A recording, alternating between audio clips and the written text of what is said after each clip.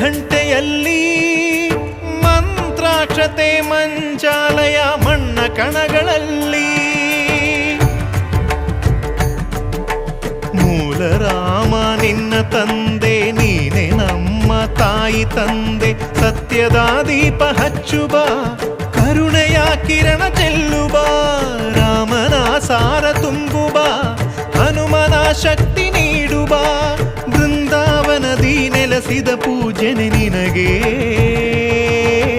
ಶರಣು ಶರಣು ಶರಣು ಗುರು ರಾಘವೇಂದ್ರ ಶರಣು ಶರಣು ಶರಣು ಶರಣು